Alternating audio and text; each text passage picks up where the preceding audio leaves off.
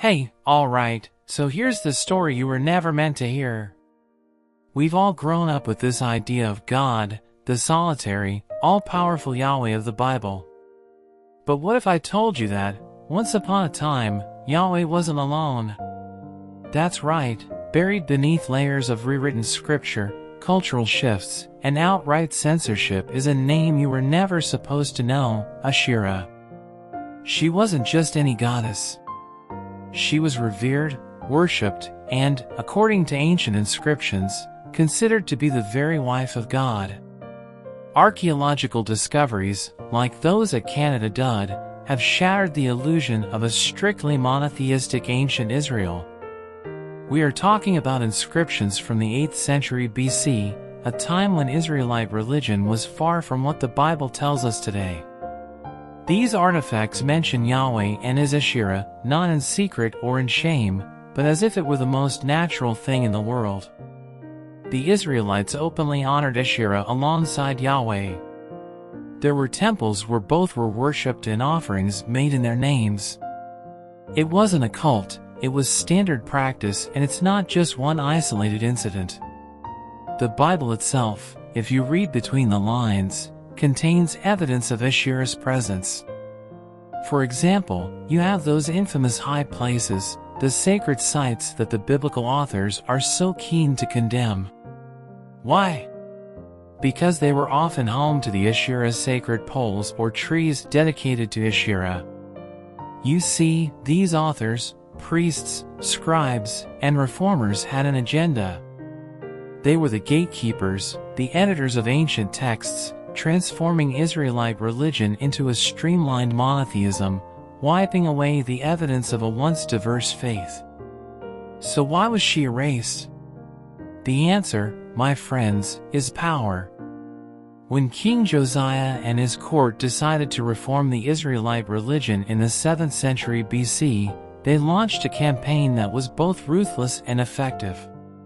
Temples were destroyed, sacred groves were cut down, and the Asherah poles, symbolic markers, were reduced to ashes. It was a political and spiritual takeover, and Asherah was the casualty. To solidify Yahweh's supremacy, the editors of the Old Testament carefully revised history, eliminating any trace of this divine feminine figure. The consequences of this erasure are profound. We're not just talking about removing a goddess. We are talking about erasing an entire worldview, one that included both the masculine and the feminine, a divine partnership that might have given ancient believers a far more balanced understanding of the cosmos. Asherah's removal wasn't just a religious shift, it was a cultural and gender-based purge. It was about establishing a single male-dominated divine authority, erasing the more inclusive and pluralistic past, and here's the twist: traces of Asherah survive, despite all the efforts to erase her. Archaeological digs, ancient pottery, and old inscriptions, they refuse to stay silent. These pieces of evidence are a silent rebellion, whispering to us from the past, begging to be heard. Asherah's story isn't just about ancient history, it's about the power of narrative and who gets to control it. We need to talk about symbols, specifically, symbols that were so powerful they were banned, burned, and buried in biblical history. You see, Asherah wasn't just a name. She was a symbol of life itself, and her most enduring mark was the sacred tree. Ancient cultures didn't just worship gods in temples, they worshipped them in the wilderness, among the groves, where they believed life was most vibrant and raw. For those who revered Asherah, the tree was her living symbol.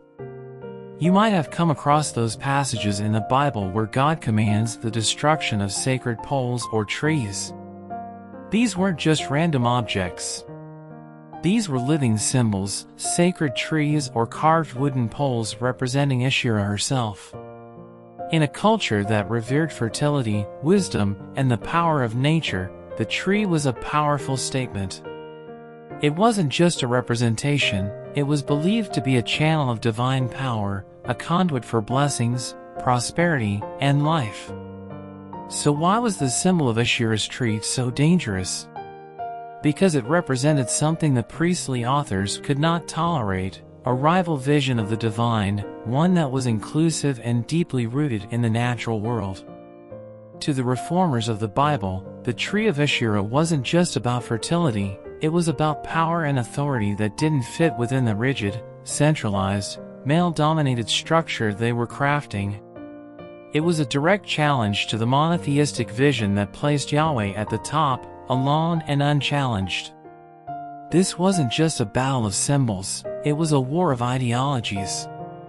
When the Bible talks about chopping down sacred groves and burning the Asherah poles, it's describing a ritualistic purge, an act meant to break the connection between the people and the land's natural spirituality.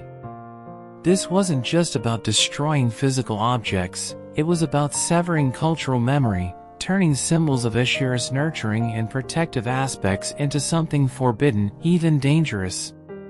Some scholars believe that the imagery of the tree of life in the Garden of Eden was actually inspired by the sacred trees of Asherah. It's a powerful idea.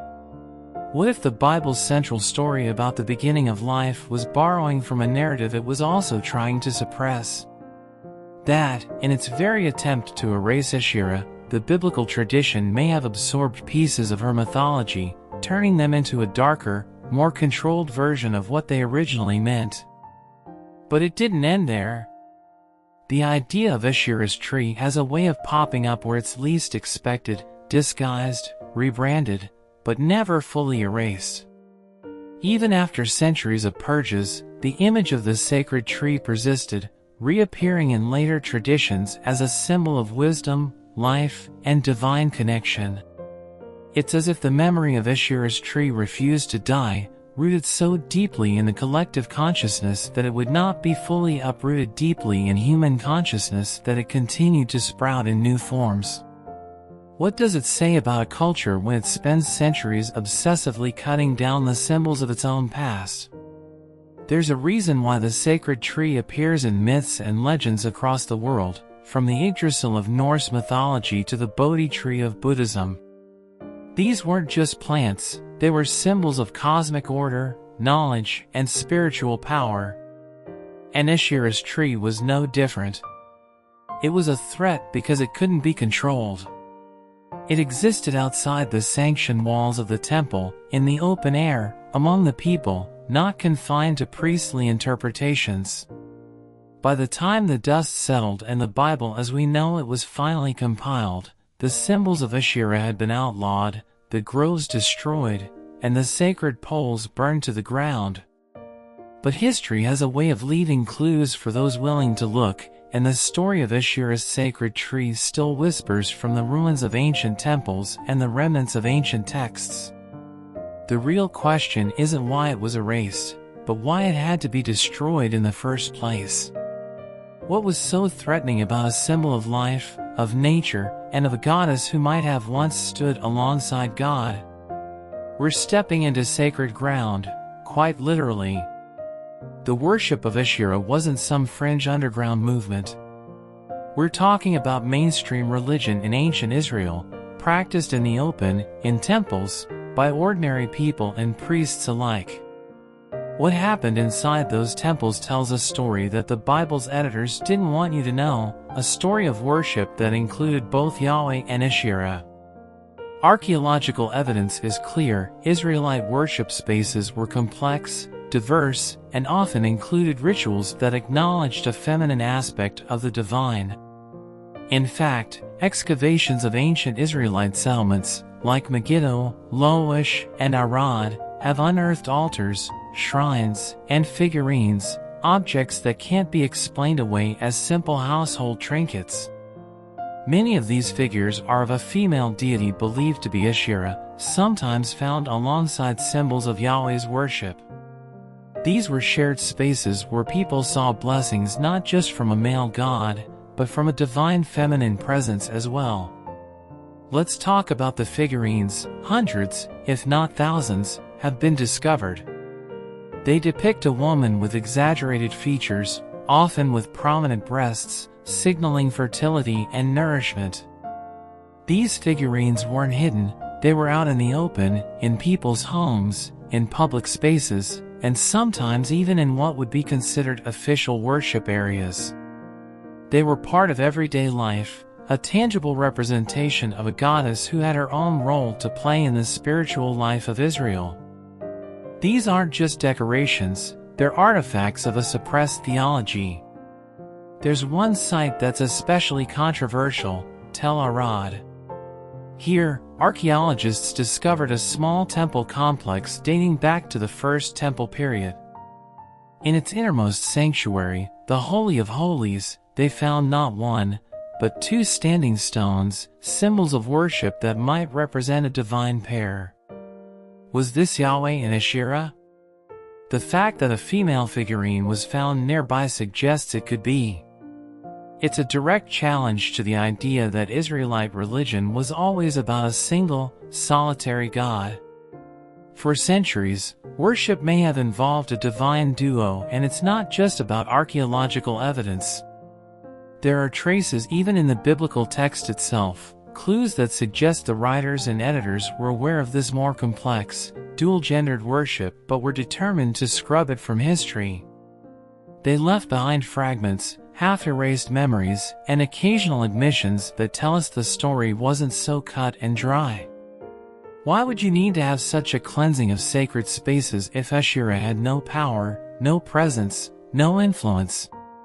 It's clear that those reformers weren't just attacking foreign deities, they were rewriting the narrative of their own religious past, and this wasn't an isolated practice. The veneration of Asherah had roots deep in Canaanite culture, a culture from which the Israelites emerged. Asherah was widely recognized as a significant goddess in the ancient Near East. She was the Lady of the Sea, a mother goddess, the consort of the chief deity El. When the Israelites settled in Canaan, they didn't erase these older traditions overnight. Instead, they blended them with their own developing concepts of the divine. The result was a rich multi-spirituality that eventually clashed with the rigid monotheism promoted by later reformers. So what happened to those temples, those shrines, and those figurines? They were dismantled, buried, or turned into ruins. A century-long campaign to purify Israelite worship meant erasing all traces of a goddess who was once widely respected. Yet the memory of Asherah couldn't be fully eradicated. Evidence kept turning up, tangible, undeniable, and inconvenient for those who claimed there was only one true way to worship. The existence of these temples and shrines tells a story that contradicts the official narrative. It suggests that ancient Israel was far from unified in its theology, that it was instead a landscape of competing ideas, diverse rituals, and theological debates. Asherah's followers were determined to hold on to the old ways, even as the tide of religious reform swept over them. And the very fact that they had to be silenced so brutally only highlights how central Asherah once was to Israel's religious consciousness. Here's where things get deliberately deceptive. When we look at the Bible as it stands today, there's an almost obsessive effort to hide something that for centuries was at the very heart of Israelite worship. We're talking about a calculated erasure, and if you look closely, you can see the fingerprints of that cover-up all over the texts. Let's start with the book of Deuteronomy. It's no accident that Deuteronomy goes out of its way to condemn the worship of foreign gods, but pay attention, it never explicitly names Asherah in those early condemnations. Instead, it rails against the high places and the mysterious sacred poles. This isn't vague language, it's coded. Those sacred poles were Asherah markers of her presence, and Deuteronomy is making it clear that this form of worship was to be destroyed, burned, forgotten, and it wasn't just Deuteronomy. The Book of Kings gives us a glimpse of how intense this purge really was. In the time of King Josiah, around the 7th century BC, there was a violent campaign to eliminate Asherah's worship. The Bible proudly describes Josiah's reforms, burning the Asherah, smashing sacred images, and desecrating the places where people once sought the blessings of a goddess they revered. This wasn't just religious fervor, it was a political movement, a systematic rewriting of religious history to ensure that Yahweh stood alone. Look closely at the book of Judges. It's littered with subtle clues. Whenever Israel was led astray by other gods, you can bet Asherah was part of the mix. Yet the texts are careful not to go into too much detail. They don't want to leave behind any evidence of what Asherah's worship actually looked like, just enough to brand it as heretical. It's a smear campaign, plain and simple, designed to wipe her out, not just from the religion, but from the memory of the people themselves. Even though the Bible's editors went to great lengths to erase Asherah, they couldn't quite scrub her out entirely. You still get these strange remnants, like in 2 Kings 23, where they talk about removing the Asherah from the temple of the Lord. Wait a minute! The Asherah was in Yahweh's temple? That's not a small detail, that's a flashing neon sign that Asherah was once seen as part of the divine landscape, even inside the holiest space in Israel. It's evidence that the history we've been given has been sanitized, edited to fit a monotheistic agenda. Then you've got the prophetic texts, Isaiah, Jeremiah, and Ezekiel. These prophets were fierce in their condemnation of what they called idolatry, but let's be real, they weren't just attacking Baal or Moloch. They were targeting a deeper threat, the old Israelite practices that included a feminine divine. These were the last desperate gasps of a tradition being driven underground, where Asherah's name was being pushed into the shadows, vilified, and condemned as a threat to Yahweh's supremacy. And here's the thing, the very existence of these condemnations proves that Asherah's worship was not some fringe anomaly. It was common enough, strong enough, and persistent enough to warrant a full-scale assault by the biblical authors. You don't spend that much energy erasing something unless it mattered, unless it was deeply embedded in the culture you were trying to reform. What's fascinating is how little was left behind, and yet how much those fragments tell us. Every mention of sacred poles, every command to cut down the high places, is a reluctant admission that Asherah's worship couldn't be ignored, couldn't be forgotten. It had to be actively fought against, and that fight was waged in the texts themselves. What does that say about the Bible as we know it? That it's not just a religious document, but a battlefield, a place where theological and political wars were fought, where the victors didn't just write the history, they rewrote it. The Bible is full of the echoes of what was lost, a testament not just to what survived, but to what was silenced. Here's where the story of Asherah transcends the Bible. If you think Asherah was just a blip in Israel's past, you're missing the bigger picture. Asherah was part of a much larger web of mythology stretching across the ancient Near East. This wasn't just about one goddess in one small region. Asherah's presence echoed from the Mediterranean to Mesopotamia, making her a central figure in the ancient world's understanding of the divine. Asherah wasn't originally an Israelite invention. She was a Canaanite powerhouse, known as the Lady of the Sea and the Mother of the Gods.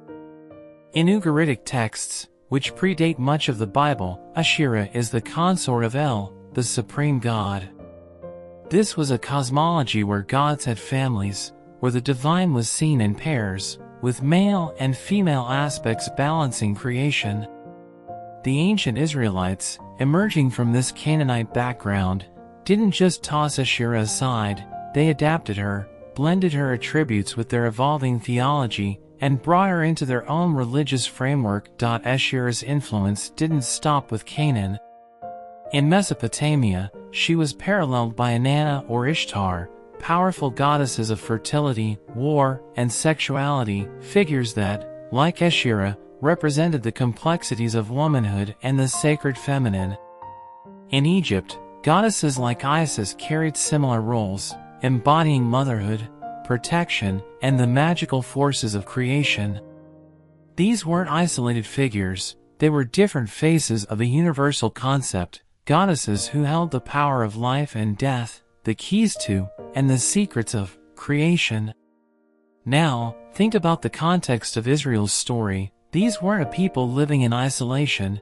They were surrounded by powerful cultures, each with its own set of gods and goddesses, each influencing and intermingling with the others. Asherah was part of a cultural and spiritual melting pot, and for centuries her worship remained deeply embedded in Israelite society, even as Yahweh's cult gained dominance. This wasn't just about one religion swallowing another. It was a process of syncretism, a blend of beliefs where elements of Asherah were absorbed into the worship of Yahweh, sometimes overtly, sometimes subtly, and sometimes in ways that would only be recognized generations later. There's a reason Asherah's attributes don't completely disappear from the biblical text. They're transformed. The Bible's wisdom literature, like Proverbs, speaks of a figure called Wisdom, who was with God at the creation of the world, playing at his side. Sound familiar? Some scholars suggest that this wisdom figure has roots in the old Asherah tradition, another echo of the divine feminine repurposed to fit the new narrative. Even in the post-biblical period, mystical traditions like the Kabbalah introduced concepts like the Shekinah, the feminine presence of God, as if the memory of a lost goddess couldn't quite be eradicated.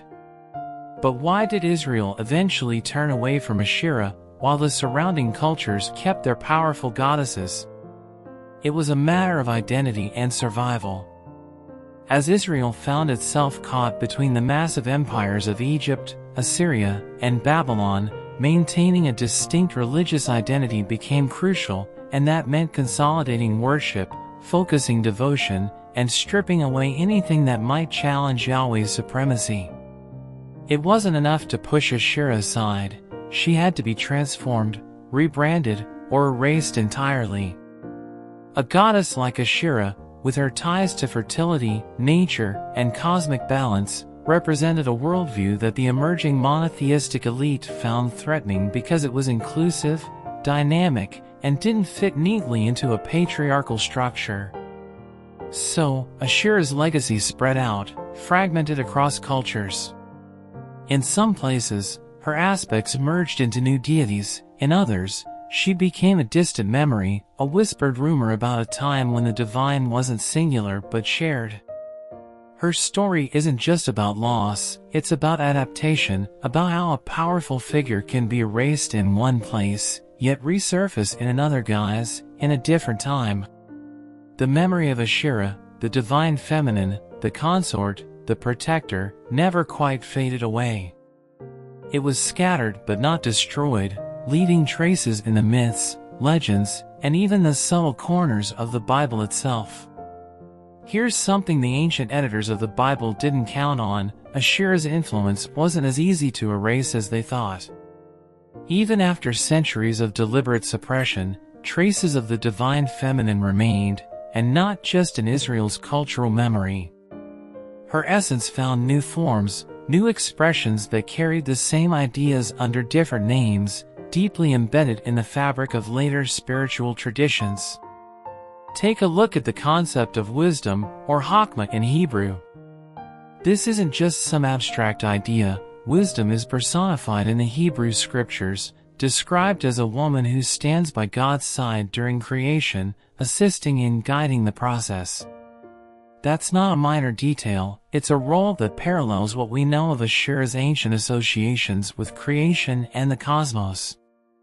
Some scholars argue that wisdom is a literary and theological shadow of Asherah, sanitized and stripped of any direct connection to a goddess, but still carrying her attributes of insight, nurturing, and cosmic order. And that's not the only place we see echoes of Asherah's legacy. In later Jewish mysticism, particularly in the Kabbalah, there emerges the concept of the Shekinah, a feminine manifestation of God's presence that dwells among humanity. The Shekinah is described as the nurturing, comforting aspect of the divine, the side that engages with the world directly, offering light and guidance. Sound familiar? It's a concept that closely mirrors what Asherah represented in ancient times, a protective feminine force that's not apart from God, but intricately connected to the divine essence. But it didn't stop there. Christianity, especially in its mystical and early forms, couldn't entirely shake off these deep-rooted ideas of divine femininity. The veneration of Mary, the mother of Jesus, in some ways filled the void left by Asherah's absence. Mary, revered as the Mother of God and Queen of Heaven, inherited many of the characteristics that ancient cultures associated with powerful goddesses: compassion, nurturing, and an intercessory role between humanity and the divine. Though Mary isn't a deity, her exaltation carries shades of Asherah's lost legacy, a reminder of the divine feminine that refused to be erased. And it's not just Judeo-Christian traditions where we see this. The concept of the sacred feminine appears in multiple forms across cultures and religions. In Islamic mysticism, for instance, there's the idea of Sophia, another wisdom figure associated with divine knowledge. In Hinduism, there are goddesses like Sarasvati and Lakshmi who embody wisdom, prosperity, and the sustaining forces of life. It's as if the idea of a powerful feminine presence involved in creation and guidance couldn't be contained or controlled by any single tradition. It's a universal thread, appearing and reappearing, a reflection of something deeply human and deeply spiritual. Why does this matter? Because the attempts to erase Asherah tell us just as much about what was lost as what remained. The transformation of her attributes into more acceptable forms speaks volumes about the struggle to control not just religious belief, but how people saw the nature of the divine itself. The divine feminine, whether under the name of Asherah, wisdom, Shekinah, or Mary, represents a power that was perceived as too disruptive, too uncontrollable for the tightly guarded monotheism of later Israelite religion. Yet even after being pushed to the margins, these ideas persisted, adapted, and re-emerged in new guises across cultures and centuries. The impact of this erasure is still felt today. It's why debates about gender and spirituality remain so passionate, because the exclusion of the feminine from mainstream religious thought has left a void that many have tried to fill in other ways. It's why the search for balance in the divine, a way to acknowledge both masculine and feminine aspects of spirituality, continues to resonate with people across the globe. The story of Asherah isn't ancient history, it's alive, and it's unfolding right now. In recent decades, a reawakening has been taking place, a renewed interest in the divine feminine that has reignited debates about what was lost when Asherah was erased. Scholars, spiritual seekers, and even modern faith communities are. What if Asherah was never truly gone? The archaeological finds, the suppressed texts, the whispers of Asherah's presence in old scriptures, they all point to a history that was deliberately hidden but never fully destroyed. Today, as scholars piece together these fragmented clues, there's a growing recognition that understanding Asherah might change everything we thought we knew about the Bible, about Israelite religion, and about the evolution of Western spirituality. But this isn't just about reclaiming a historical footnote, it's about restoring balance. For centuries, mainstream religious narratives have focused almost exclusively on the masculine: power, authority, order. The feminine side, which Asherah so strongly represented, was sidelined, labeled pagan or heretical, and cast into the shadows. Now, we're seeing a resurgence of interest in ancient goddesses, not as relics of a superstitious past, but as archetypes of the sacred feminine that still have relevance today. This resurgence isn't limited to academic circles, it's becoming a spiritual movement, with many people looking to reconnect with a vision of the divine that includes both masculine and feminine. In churches, temples, and meditation circles, there's a search for a more inclusive spirituality, one that acknowledges the power of creation, nurturing, and wisdom that the divine feminine represents. It's a quiet revolution that's challenging the status quo, asking whether the suppression of Asherah and everything she stood for came at too high a cost. The impact of this shift can't be understated. We're not just talking about adjusting religious doctrine, we're talking about a fundamental change in how we perceive the divine, how we understand power, authority, and spirituality itself. The reclamation of Asherah isn't about adding another name to a list of forgotten gods, it's about revisiting the entire structure of faith, culture, and identity. It's about recognizing that the stories we've been told, the narratives we've inherited, were shaped by those who had the power to silence dissenting voices, and Asherah was one of those voices, a voice for the sacred feminine, a symbol of balance, partnership, and the natural world. Today, modern movements in theology, feminism, and spirituality are starting to embrace the mystery that Asherah represents. Books are being written, new interpretations are emerging, and there's a hunger for a more nuanced understanding of what it means to be spiritual in a world that's often divided by rigid definitions. The search for Asherah is not just about the past, it's about the future. It's about finding a place where the masculine and feminine can coexist without conflict, where spirituality isn't defined by exclusion but by wholeness. We are living in a time when ancient traditions are being re-examined, when the gaps in our sacred texts are being questioned, and when the old stories are being told anew. Asherah's story, once buried, is being resurrected, not as a goddess of the past, but as a symbol of a spiritual truth that refuses to remain hidden. In the end, Asherah's reawakening isn't just about a single goddess, it's about the power of the human spirit to seek what was lost, to reclaim what was taken, and to redefine what's sacred. It's about a new chapter in the story of faith, one that has room for both the male and the female, the known and the unknown, the ancient and the yet to be discovered.